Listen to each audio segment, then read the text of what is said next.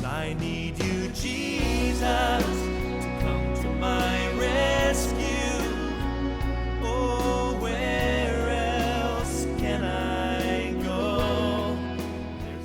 Amados irmãos e irmãs em Cristo Jesus, queridos jovens e crianças, graça e paz da parte do nosso Senhor e Salvador Jesus Cristo. Saúdo também todos aqueles que ouvem esta mensagem em qualquer parte deste país ou do mundo, mas que ainda não chegaram àquele momento de reconhecer que Jesus é o Cristo, o Filho do Deus vivo, o único e suficiente Salvador.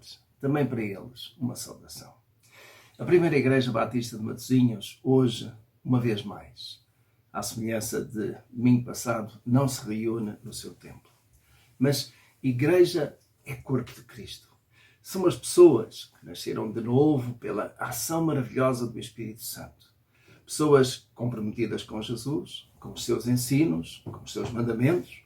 Pessoas com uma esperança inabalável de que Jesus voltará para tomar a sua igreja, o seu povo eleito.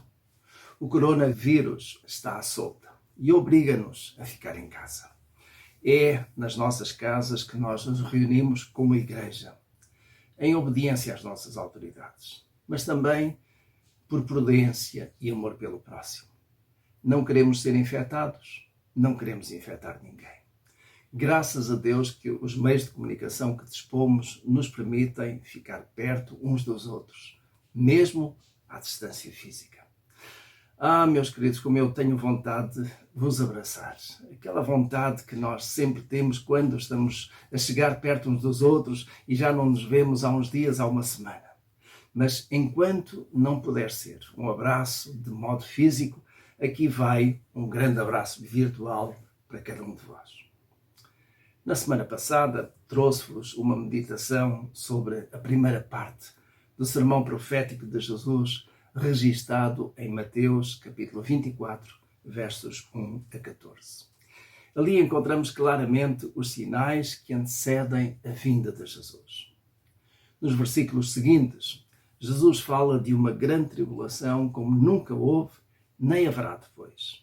Os detalhes desta grande tribulação estão revelados ao pormenor em Apocalipse capítulos 6 até 18, em 3 séries de setes.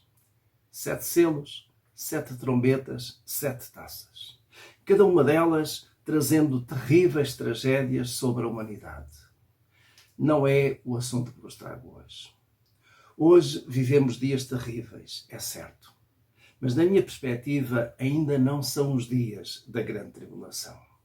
Mas aquilo que experienciamos, aquilo que vivemos, é certamente uma tribulação séria, mortífera, à escala mundial. Uma tribulação que traz um sério aviso a toda a humanidade. Creio vivamente este ser um sinal da ira de Deus. Há muito que a Europa renegou os valores cristãos e endeusou o humanismo. Esta velha Europa, que foi berço da reforma protestante no século XVI, agora oferece mais espaço ao direito de matar, pelo aborto e pela eutanásia, do que ao direito sagrado à vida.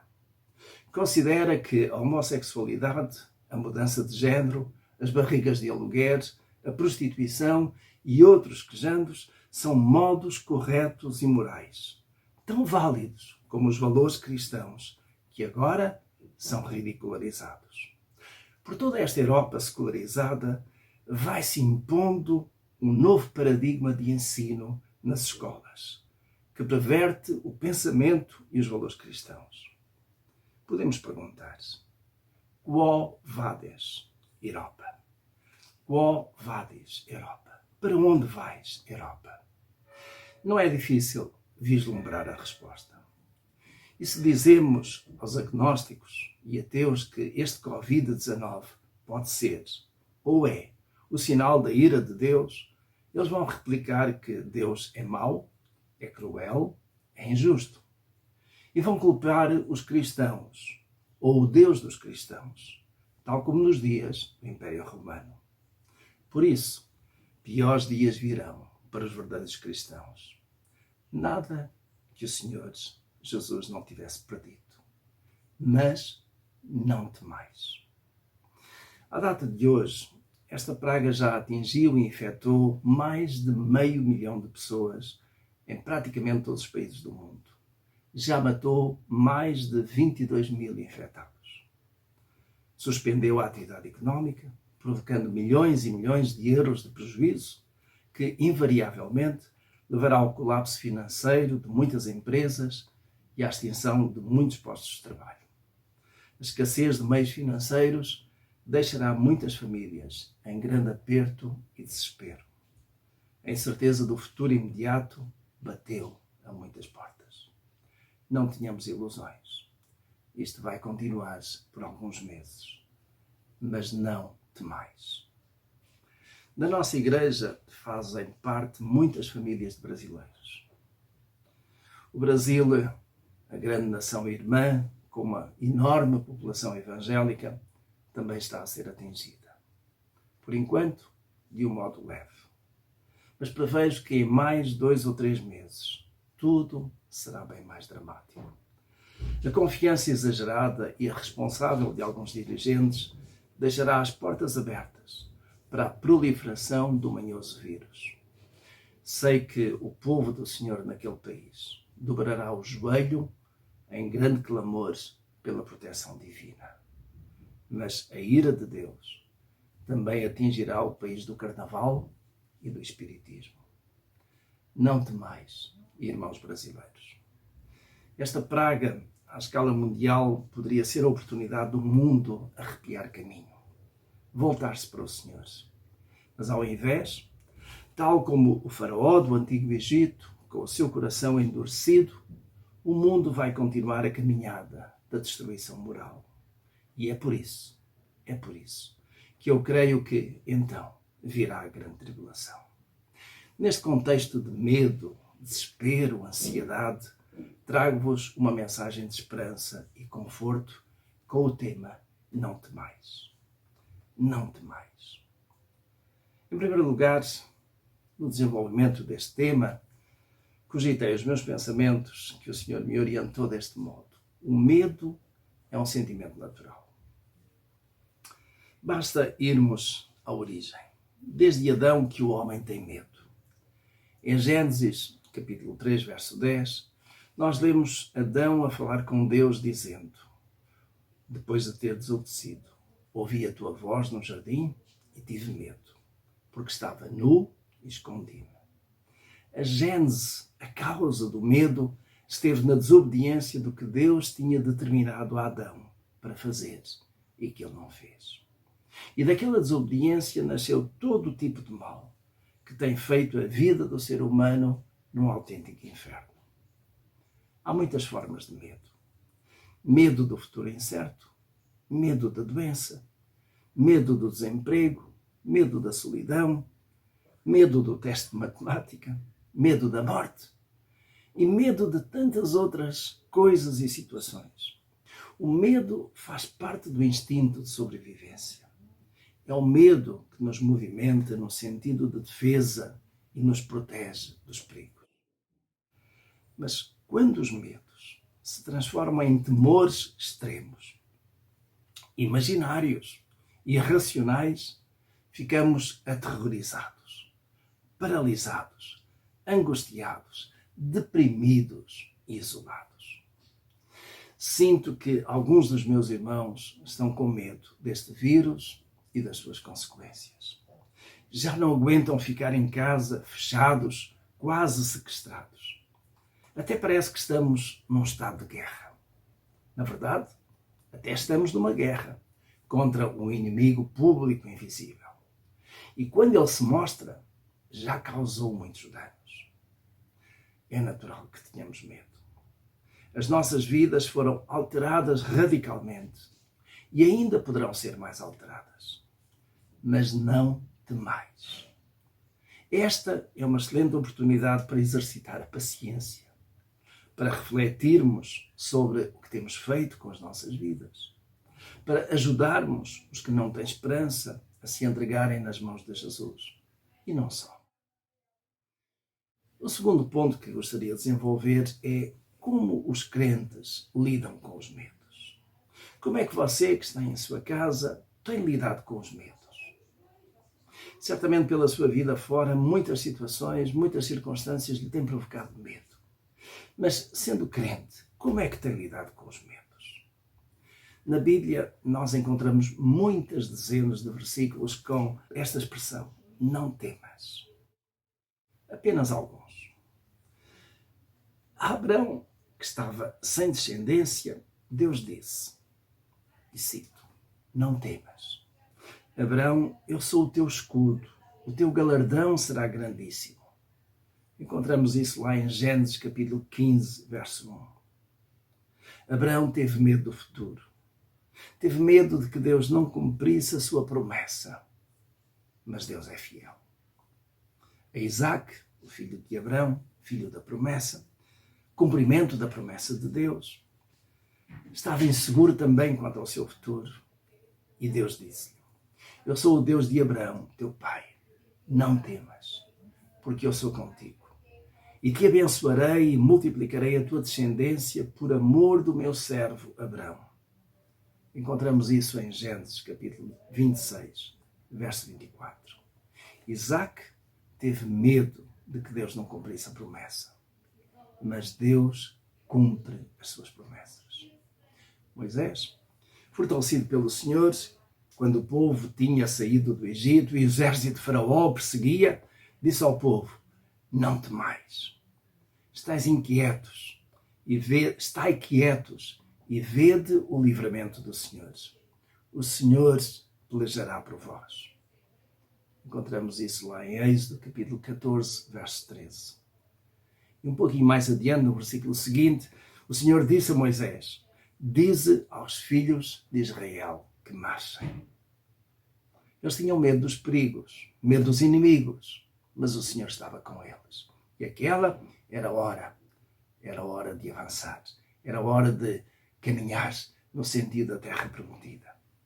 A Josué, descendente na liderança daquele povo, a seguir a Moisés, a Josué, diante da aventura e dificuldade da conquista da terra prometida, porque essa foi a responsabilidade que Deus lhe confiou, Deus disse, esforça-te e tem bom ânimo. E de novo, esforça-te e tem muito bom ânimo. Não te mandei eu, esforça-te e tem bom ânimo. 3 vezes. Deus deu indicação a Josué, esforça-te e tem bom ânimo. Encontramos isso no livro de Josué, capítulo 1, versos 6, 7 e 9.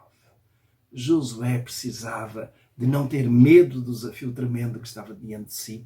Às vezes nós somos desafiados também com grandes coisas.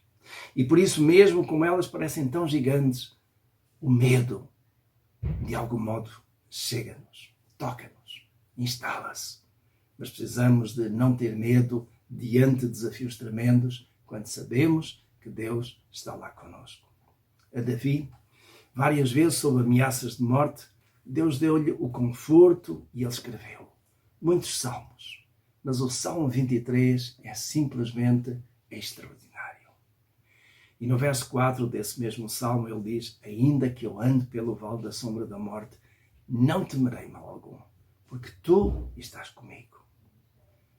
Depois de tantas guerras, de tantas perseguições, muitas delas colocando a sua vida em perigo, Davi aprendeu a não ter medo da morte. Já nos dias de Jesus, e numa determinada altura em que os seus discípulos pescavam, era de noite, as águas estavam agitadas, e eles viram como que um fantasma vir sobre as águas. E ficaram tão atemorizados, tão aterrorizados, que Jesus precisou de os confortar, de os animar e dizer-lhes, tende ânimo e não temais. E aqui, de certo modo, podemos dizer que, no caso dos discípulos, foi o medo dos fantasmas. Às vezes, na nossa vida também, parece que há coisas que são fantasmagóricas, coisas que são colossais, coisas que nos assustam. Mas em Cristo Jesus, e quando Ele está conosco, quando Ele está no barco, quando Ele está sobre as águas, não temos que ter medo. Depois da ressurreição de Jesus, ou no primeiro dia da semana, quando as mulheres foram ao sepulcro perante o túmulo vazio, encheram-se de medo e tremeram.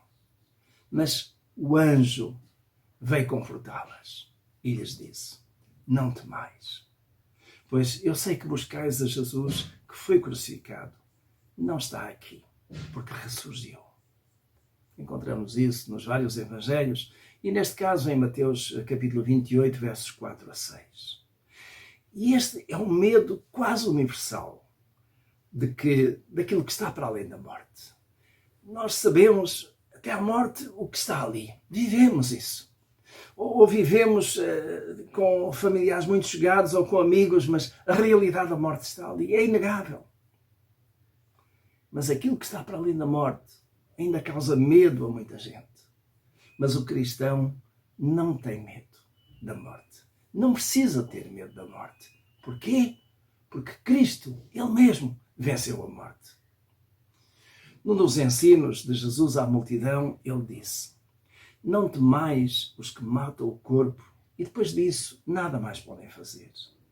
Mas eu vos digo a quem deveis temer. Temei aquele que depois de matar tem poder para lançar no inferno. Lucas, no seu Evangelho, no capítulo 12, verso 4 e 5, registou estas palavras de Jesus. É um medo do inferno. Mas este medo do inferno, os crentes não precisam de ter. Porque o inferno não é para eles, não é para nós. Em terceiro lugar, neste pensamento e nesta linha de força de não temais, quero dizer-vos que o medo do cristão é vencido. O medo do cristão é vencido. A palavra de Deus é riquíssima no encorajamento, no ânimo, na exortação aos crentes a confiarem no Deus da sua salvação. Vejamos vários versículos bíblicos. Sem comentários, mas vou apenas citar. Salmo 27, verso 1. O Senhor é a minha luz e a minha salvação. A quem temerei? O Senhor é a força da minha vida. De que recearei? O Salmo 34, verso 7 diz: o anjo do Senhor acampa-se ao redor dos que o temem e os livra. No mesmo Salmo 34, verso 9, diz: temei ao Senhor vós que o temem, porque nada falta aos que o temem. No Salmo 46, verso 2, não temeremos, ainda que a terra se mude, e ainda que os montes se projetem para o meio dos mares. Não temeremos. No Salmo 56, verso 4, diz: em Deus, cuja palavra eu louvo, em Deus ponho a minha confiança e não terei medo. No Salmo 111, verso 5, diz: Deus dá mantimento aos que o temem. No Salmo 118, verso 6, o Senhor é por mim, não recearei. Que me pode fazer o homem? Questionava o salmista e demonstrava a sua confiança. No Salmo 128, verso 1, diz: bem-aventurado todo aquele que teme ao Senhor e anda nos seus caminhos. No Salmo 145, versos 18 e 19, diz: perto está o Senhor de todos os que o invocam, de todos os que o invocam de verdade. Ele cumpre o desejo dos que o invocam, ouve o clamor e os salva. Perto está o Senhor. E porque Ele está perto, não temerei mal algum. Em Lucas capítulo 12, verso 7, são palavras do Senhor Jesus, dizendo que até os cabelos da vossa cabeça estão todos contados. Não temais, pois mais valeis vós do que muitos passarinhos. O apóstolo Paulo fez várias viagens missionárias. Numa que não foi planeada por ele, uma viagem em que ele vai literalmente preso de Jerusalém para Roma, porque assim apelou, depois de ter sido acusado de alguma coisa que não era verdade. Mas apelando para César, foi metido num barco e enviado para Roma. E no meio daquela viagem que foi muito atribulada, aconteceu um naufrágio. Paulo ouviu as palavras confortantes de Deus. Não temas, Paulo, porque importa que compareças perante César. Podem ler isso, o contexto, em Atos capítulo 27, versículo 24. E, meus queridos, é de facto este conforto e ajuda do Senhor que nos é prometida. E aquilo que Deus promete, Ele cumpre. Por isso podemos contar com o conforto e a ajuda do Senhor em tempos de tribulação, em tempos de crise, em tempos de dificuldade. Mas não podemos deixar de fazer a nossa parte. Quando agimos com fé, Deus dá-nos o discernimento, a força, a coragem para enfrentarmos os nossos problemas e os nossos medos ou fobias. Às vezes, apenas um medo de cada vez. Porque quando eles vêm todos juntos, acabam por ser mais difíceis de derrotar. Mas um de cada vez, vamos vencendo os nossos medos. Sem desanimar, prosseguindo para o próximo medo, derrubando o gigante que se apresenta diante de nós. Deus quer fazer de cada um de nós um vencedor sobre o medo. Deus quer fazer de si um vencedor sobre o medo. E Ele até às vezes luta em nosso lugar. Mas normalmente está ao nosso lado. Estarei convosco todos os dias, até à consumação dos séculos. Foi a promessa de Jesus aos seus discípulos. A fé é o melhor remédio, o melhor antídoto para o medo. Eu sugiro que tome uma dose, talvez reforçada, de fé em cada dia. Meu irmão, minha irmã, não temas. O Senhor é contigo. Meu amigo, confie em Deus e certamente encontrará paz. Eu amo demais as palavras de Jesus aos seus discípulos. Tenho citado isso muitas vezes e como nestes dias ela é tão poderosa para mim. E as palavras de Jesus aos seus discípulos, um pouco antes dele fazer aquela oração sacerdotal, como que de se entregar a si mesmo e orar pelos seus discípulos, por aqueles e por aqueles que haviam de crer e por outros mais adiante, ele deixou estas palavras. Tenho-vos dito estas coisas para que em mim tenhais paz. No mundo tereis tribulações, mas tendo bom ânimo, eu venci o mundo. Meus queridos, fiquem na paz. Voltamos a ver-nos em breve. Deus nos abençoe.